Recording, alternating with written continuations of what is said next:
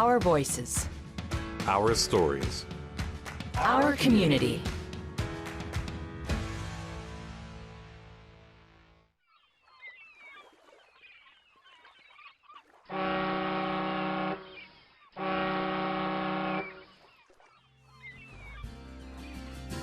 And we belong to these waters, and we are born on this wind. Singer-songwriter David Archibald's song, Spirit of the Inland Sea, pays homage to the Great Lakes and the communities that surround them, including the city of Kingston.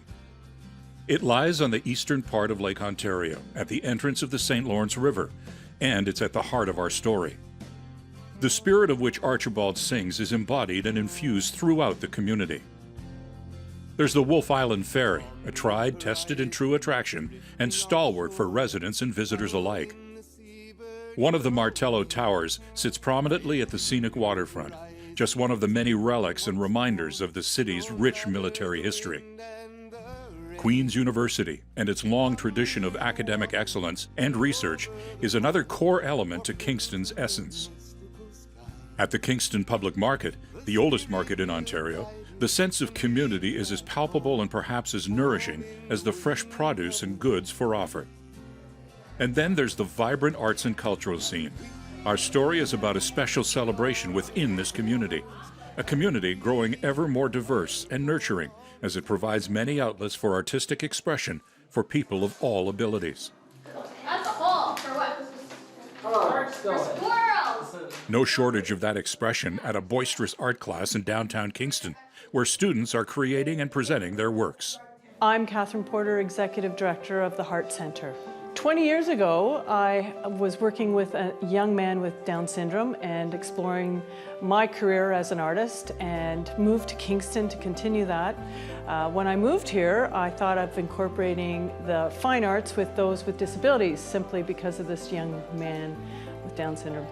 The long and short of it, it just blossomed over the years, and simply the art and the interest that the special needs have in the arts and sharing that with others really is easy, no-brainer thing to do. The Heart Centre is simple. It grew after 20 years into 3 different areas of interest. The Heart School itself focuses primarily on adults with developmental challenges, 19 all the way to 100 years old. And they work in all aspects of the arts. They have a lot of fun with professionally trained artists exploring music, dance, theater, storytelling. I'm sure I'm forgetting a few others. And then there's the Box Theater, which is another huge space that we have that enables our participants and the local population with other disabilities to use for theater or dance or voice or festivals, any kind of arts gathering that they would like. And then the third thing is Heart has set up an Able Artist program where we bring in professional artists who have worked with people with special needs or who have development or who have disabilities themselves that wish to share it to a targeted audience. So the Able Artists work with the practitioners of tomorrow, the educators of tomorrow. Heart, spelled H''ART, Centre, is celebrating its 20th anniversary, and the crowning jewel of this celebration comes in the form of a play. It's called A Gift from Martadella, an inspiring musical for anyone who believes they have more to give. Okay, we're starting. My name is Catherine Mackay, and I'm the director of A Gift from Martadella. In A Gift from Martadella, we revisit the characters who played the main characters in Martadella's Gift. So 20 years on, they have a child. Their child, like the lead in Martadella's Gift, is mute and presents her own challenges to them as parents. But this play is more about following your dreams. It's about expectations and slotting people into where we think they should be and not really hearing what they're telling you they want to do. The conceit of the play is that the 2 actors who played Martadella and her eventual husband, and the hero of the play, Salameti, They have gone on. Neither of them have become professional performers, and they have a pizzeria. And they have a daughter named Stella, who, like Martadella in the play, is mute, but she can hear. And so they have these challenges with Stella, very similar to what they faced in the play itself. I'll sing with you forever. I will sing with you. I'm David Archibald, and I am the co-writer of the script and the music, and I'm an actor in the show as well. My connection goes back probably a dozen years or so, and I'm a singer, songwriter, and playwright, and I was just brought in to help with various productions. So I've performed the role of facilitator for the students at Heart to write music. We write music together often. And also, I've been participating in the shows as musical director or composer as well. I'm Kathy Toss Switzer, and I'm co-writer of the script and the music for A Gift from Martadella. I'm also the co-writer and director of, and script writer of the first production that Heart did, which was called Martadella's Gift. I've been involved with Heart since the very beginning. I was on their board of directors at the very beginning, and I was involved with them because I'm a retired special education teacher and have taught students, adults with developmental disabilities for 16 years, and then children. We are the pizza makers. On set, the energy and enthusiasm of the actors is infectious. After the break, we meet a longtime member and artist of the Heart Center, who typifies the heart and soul of this community. Our community will return after the break.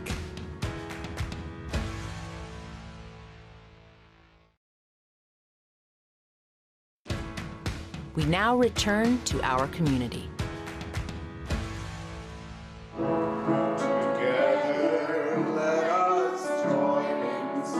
The conductor of the musical score for the play marking the Heart Center's 20th anniversary marvels at the growth and abilities of the students. I personally am so excited that they are now also in the pit playing instruments. So they are participating in all aspects of the theater production in this particular production. And I think that's amazing. CNLB is a Lake Joseph Center. We're sharing the space there. We had during the program, it's a low vision loss, make it blind. They're blind, can't hear, can't talk. Karen Olivier is a longtime artist and member of the Heart Center. She's one of a number of her friends and fellow artists involved in the musical score of the performance. I learned the different instruments, Kathy, and showed me how to do everything. Karen Olivier came to the Heart Center when it was Heart School almost 17 years ago. She came as an individual that needed prompting and support into coming out and actually participating with others. She hadn't hooked into the Special Olympics, she hadn't hooked into anything else. Her parents, extremely incredible people and very French-Canadian, wanted her to explore the arts because they have their own personality. So Karen started drumming and started to work alongside other able-bodied artists that come to the Heart Center, and before long there was an understanding of just what she could do and couldn't do. Her parents kept sharing that she had lived independently, was with CNIB, and had done so well. Now they were prepared to have her more integrated with, I guess, sightseeing people and engaged in art, so that regardless of how her eyesight was going to go, like the prognosis wasn't good at the time, but since then she's had surgeries, her energy is good, her artwork is articulate, and she's just wonderful. She's participating in everything that we have. Heart Center is a learning disability and teach the student here at Heart. I know them. I know one person's name is Catherine Porter. I know her since long time ago. My Christmas student. I know her 18 years. I know Catherine Porter. Her visual impairment is actually created works of art that you would never imagine happening. And part of our rule of thumb is that there's no editing, there's no touching of the artist's work. So what you end up with a Karen Olivier is a very articulate piece, and I use that word because she spends the time making sure lines meet lines and colors are not all over the map, and because of her diligence and her focus, her work is exceptional. And it's all centered around just her experiences of being somebody who has low vision. In addition to the Artistic Hub, the Heart Center provides community-coordinated arts programs for seniors, including those living with disabilities. It's called HAP, the Heart Accessible Arts Program. Several times a week, trained artists and volunteers travel to long-term care residences across Kingston.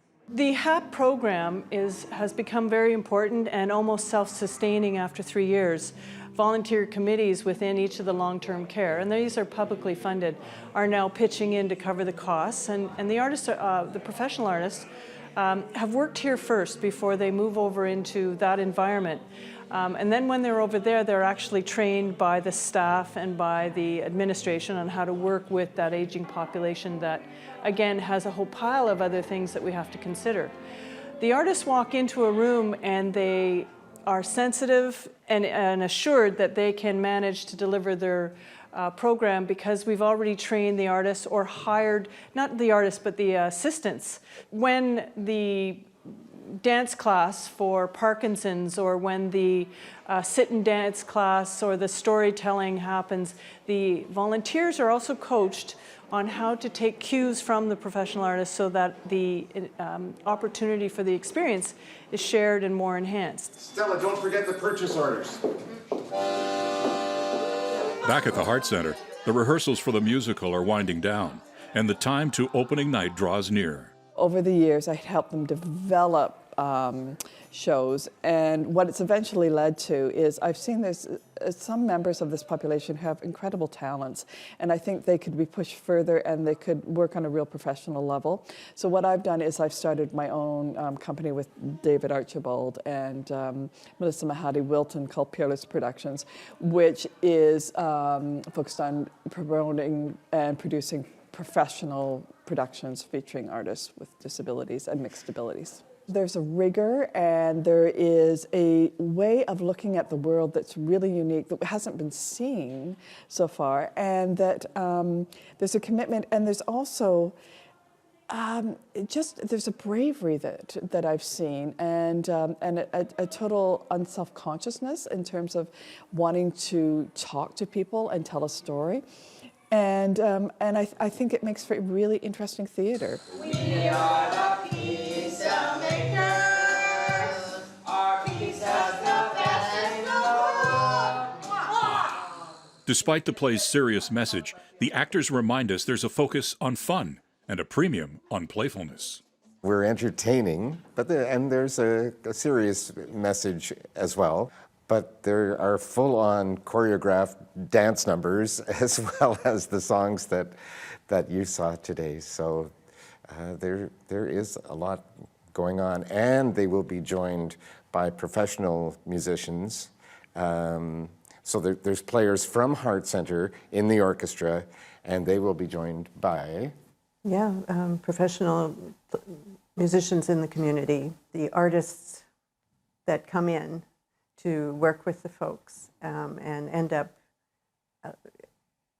learning from them an amazing amount about new ways of thinking and thinking outside the box, new ways of thinking and learning. So there's a huge connection and attraction from people in the community to come in and offer their talents and learn from the participants as well. Our community will return after the break.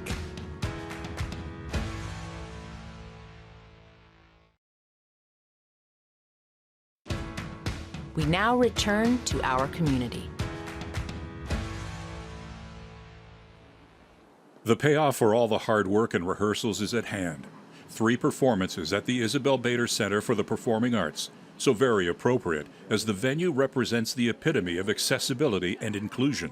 For Karen Olivier, artist and member of the Hart Center, the excitement is difficult to contain. I feel excited because I can't wait for that show. It's a great honor, and of all the awards I've received, having been given this afternoon, made by Hart participants. I'm Patricia Bovey, Independent Senator for Manitoba. The Hart Center here in Kingston is a pioneer in Canada, I believe, for the way they have worked with, celebrated, encouraged the independent artistic thought of our adult population who have difficulties and challenges. Stella do this, Stella do that. No time to sit, there's no time to chat. Neon time, sweep the floor, gather One of the nice things about Hart is there's an incredible continuity. It's such a great place that people, once they become students here, often stay students for a very long time. So you really do get to see the progression. Killia, you remember Stella from the restaurants? This is your appointment. I thought you're supposed to work with professionals. It's, in one word, extraordinary. Look at what they're capable of. Look at the volume of lines that they've had to learn and memorize, and they're delivering the goods. And with only a few supportive prompts and cues around what to do, what props to get, how to move on stage, et cetera, et cetera. And the joy, you can see, I mean, they know, okay, I don't know my line, they say line. You know, they've learned how to be actors and in a professional way. And they understand the repetition of the scenes over and over again, what the role and the characters are all about. They get inside them in a way that they had no concept of 20 years ago.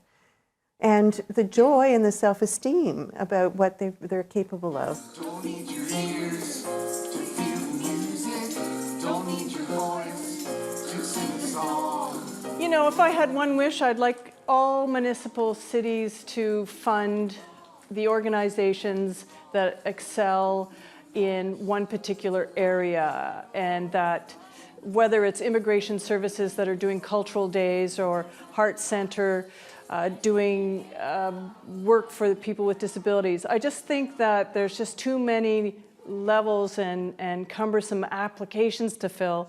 I think if you're doing a job and you're doing it well, I think municipalities should start to consider subcontracting versus looking at people fighting or debating for funds, because it's just killing the energy that's out there. There's a lot of healthy organizations, community engagers that are able to bring in large numbers of people closer to the arts, especially with our Deaf Spirit Theatre.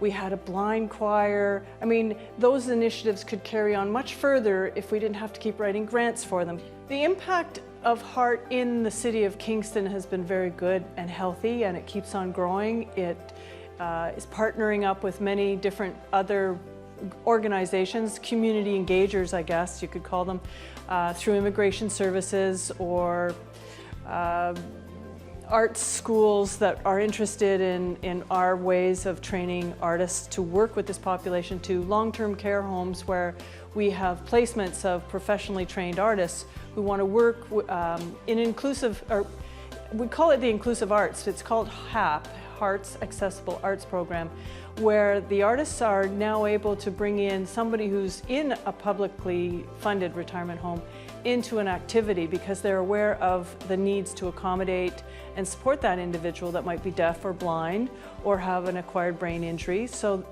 everybody's included, not just the elderly who might be there just to grow old, but those who have disabilities.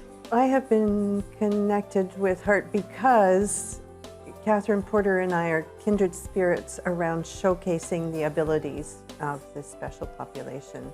And so my big message is I want everyone in the community to be amazed by what the capabilities are, what the abilities are, and not be focusing on the disabilities. I take my hat off to them for their vision and their persistence in realizing that vision and their compassion for the special needs community and their families. And the sooner we as a society can understand that need and that depth, the richer as a community we're going to be. In the last 20 years, I'd say we've done millions of audiences and millions of people, and not directly.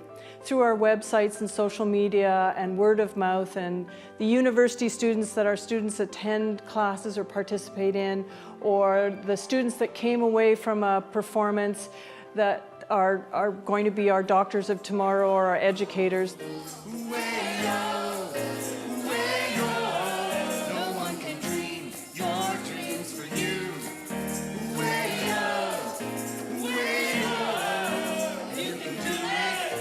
The play is a hit. The hard work has paid off. The performers are enjoying the audience's outpouring of appreciation.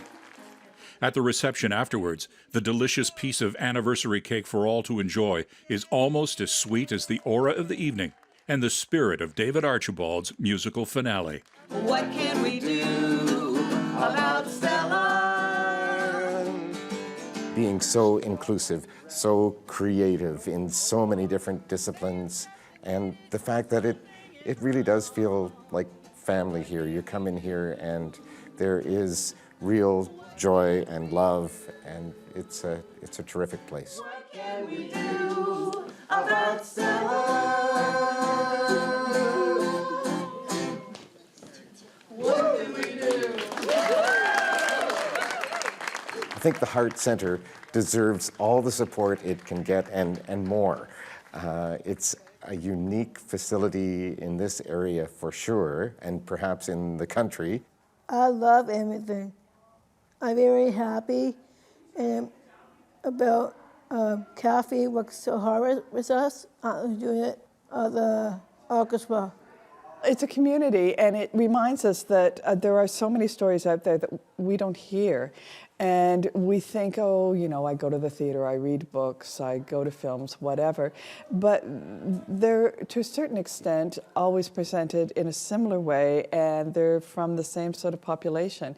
And so when you hear the stories that are being told through Heart, then what I'm aware of is, wow, these stories wouldn't have been heard if it wasn't for Catherine Porter starting Heart. And what other stories are there out there that we're missing out on, and wouldn't it be wonderful to be able to access them? So let's keep trying to hear.